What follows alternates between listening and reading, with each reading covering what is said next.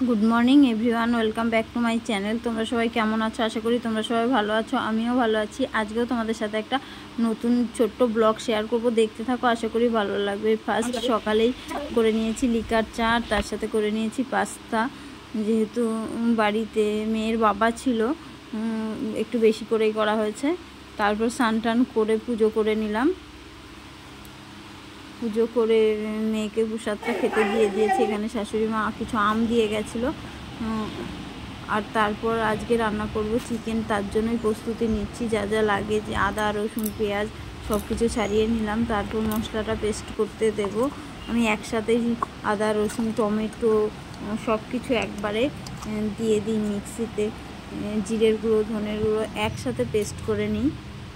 এইভাবে করলে আমার মনে হয় একটু সুবিধা হয়। অনেকে টমেটো পেস্ট করে না, কিন্তু আমি করে নিই একসাথে, একবারে মশলাটা পেস্ট হয়ে যায়। দেখো কত সুন্দর হয়েছে। আর আজকে তার সাথে করব উচ্ছে আর আলু ভাজা। আর কালকে মাছের ঝোলটা ছিল, একটু জিওল মাছের ঝোল, সেটাই গরম করে নিচ্ছি। আর এখানে গরম মশলা গুঁড়ো ব্যবহার করি, কিন্তু বেশিরভাগ সময় আমি শিলে বেটে দেওয়ার চেষ্টা করি। বেটে দিলে মাংসের টেস্টটা অনেকটা বেশি হয় গুঁড়ো মশলার থেকে।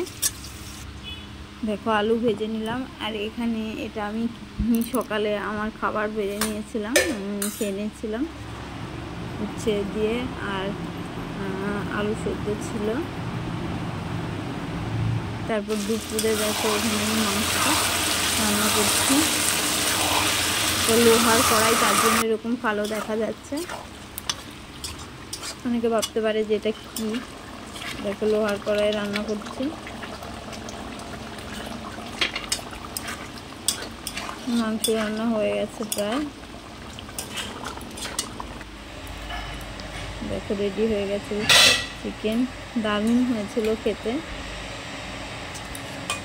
দুটো বাটিতে নিয়েছি, যেহেতু আমার শাশুড়ির জন্য একটা আর আমাদের জন্য।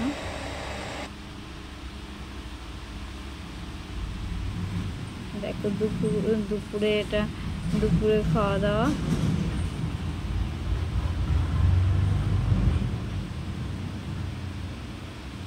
জানি না তোমরা ভিডিও দেখো কেমন লাগে। ভিডিও ভালো লাগলে অবশ্যই লাইক কমেন্ট করবে।